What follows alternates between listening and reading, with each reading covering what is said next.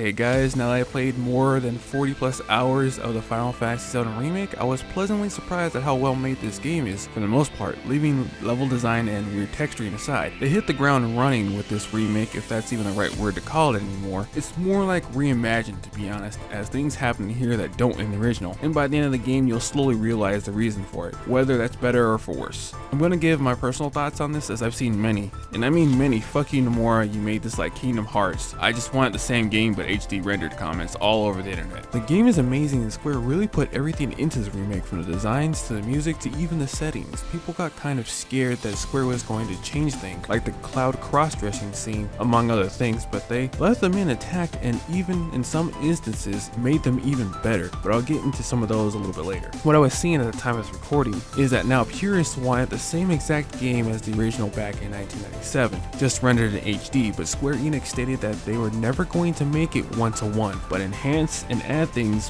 from the other material like Advent Children or the drama scenes that came out. Some of the differences include Cloud meeting Sephiroth first instead of Aerith, and these new Casper the unfriendly ghost looking asses that are doing their own thing, like either helping or hurting people throughout the first adventure. They even added new characters like Roche Third Class Soldier, or fleshing out fan favorites Biggs, Wedge, and Jessie, where we find out that they consider their whole cell at Avalanche a family, or that Jessie wanted to be an actress. Even Barrett was amazing in this. People were worried that Barrett was just going to be another Mr. T character, but he's so much more than that.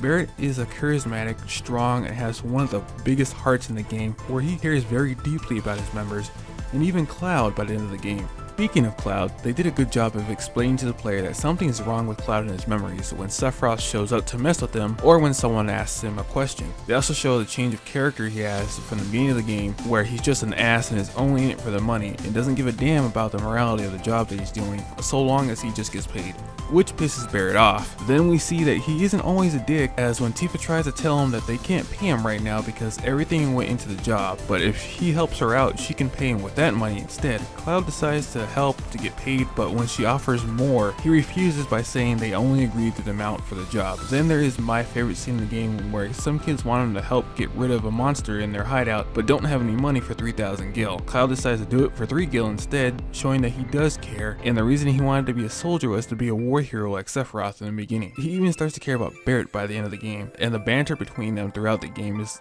really priceless. And real quick, the Honeybee Inn was real fun, and even the quote Andrea gave Cloud was very good. True beauty is an expression of the heart, a thing without shame to which notion of gender does not apply. Don't ever be afraid, Cloud, which rings true. Tifa shows that she hates the bloodshed, as evident when she struggles with the consequences of Avalanche's actions by taking down Shinra with the reactors blowing up and innocent people getting hurt and involved. Throughout the adventure she struggles to see that are they really doing the right thing the right way, because she doesn't want her new home to end up like her and Cloud's last one, destroyed. She even tries to take care of the flower Cloud gave her for as long as she can because she wants it to last, and asks Cloud how long is he staying in Sector 7 before he leaves again. I like that side to her, that she cares about her home and the family she's made again, so she doesn't want to lose that. So she constantly questions, are they really the good guys in this story? Because bad things keep happening to the people they care about. Cloud and Tifa's banter during and after battles are heartwarmingly playful, where Cloud reminds her to keep her fists up and she calls him Coach. She was one of my favorite characters to take control of during the story. Now it's time for everyone's favorite flower girl, Aerith. She's a bit different in this version, as she's a bit quirky and feels like a person who finds it difficult to communicate with others about her powers as an agent.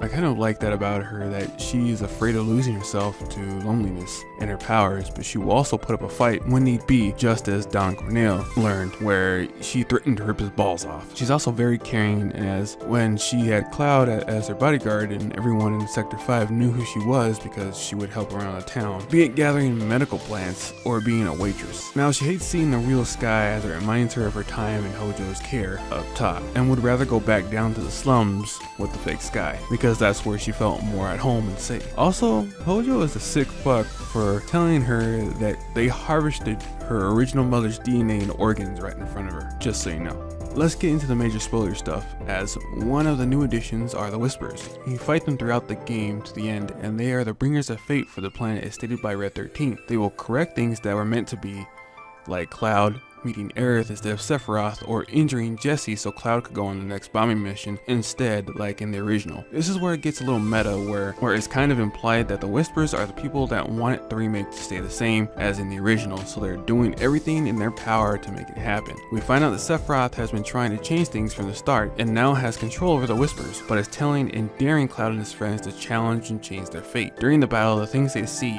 that have yet to pass or have been rewritten due to their battle, Red 13 mistakes the original ending as failure so they can't lose here. There's also a clip of where Zack doesn't die either. After they defeat their fate, the crew decide to track down Sephiroth because he's the major danger to the planet right now. I know people didn't like this ending because it wasn't explained very well, or it was just thrown in there, and I get that. Maybe if they had small tidbits of info of what the Whispers were, would be more helpful and more inviting. There are purists out there that were screaming at Nomura Kingdom Hearts Final Fantasy VII with a twist that didn't need to be there in the first place.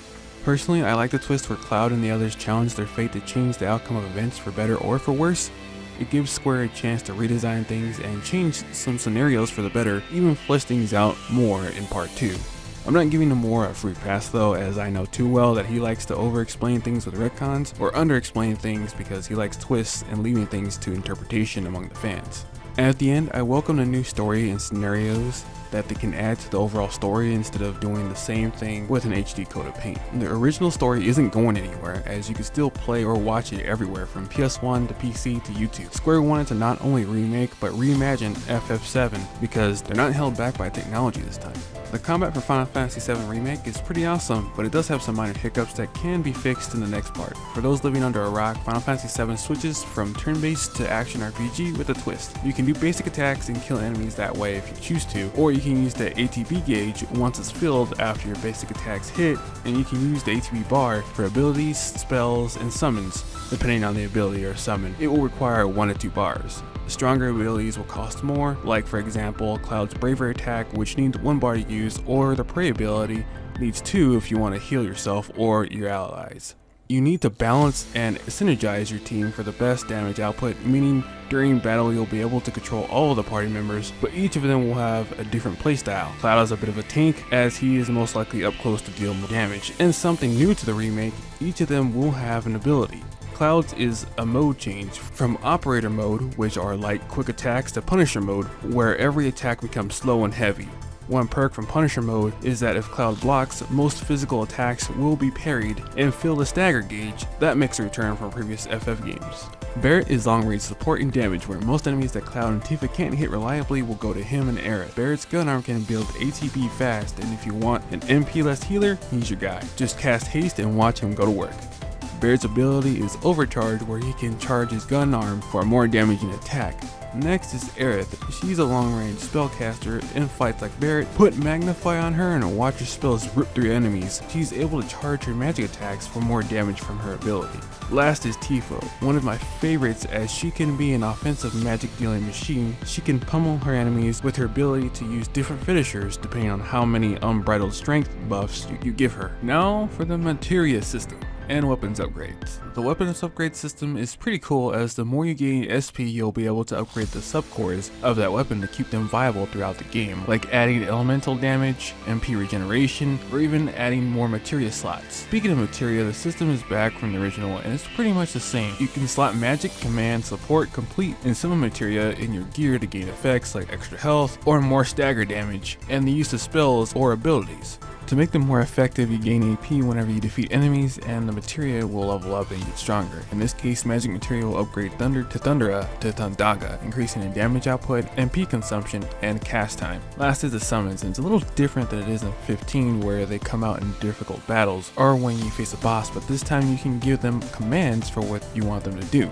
at the cost of ATB, and when the summoner goes down or time runs out, they will do one final powerful attack, which is pretty nice. The only negatives I can give to the overall battle system is the aerial combat, which is kind of clunky, as melee characters just jump to the target and hit them until the combo ends, but the target can move away, so what ends up happening is Cloud or Tifa will be in the air whiffing the combo while a monster is attacking the party. The other is the camera, as it's a little too up close for my taste and the targeting can be a little wonky at times. Other than that, I wish they added team attacks or partner attacks with limit breaks or something, because that would be really awesome if they could. Just imagine Cloud and Tifa both use their limit breaks and combine them into one powerful team-up attack. The possibilities could be immense with all the different types of team-up attacks if they go that route. Final Fantasy VII Remake is really good as it brings the whole world and characters to life. Even after more than 20 years, we get to fall in love with them all over again. And they knock it out of the park with the battle system by mixing action RPG with turn-based mechanics by the ATB system. I'll give them kudos for changing things up so they can add stuff from other sources like Average Children and Crisis Core. So I kind of get why people don't like the whispers because they weren't fully explained, but I love the changes to Final Fantasy VII as a whole because they improved upon it a lot in a lot of ways, from the story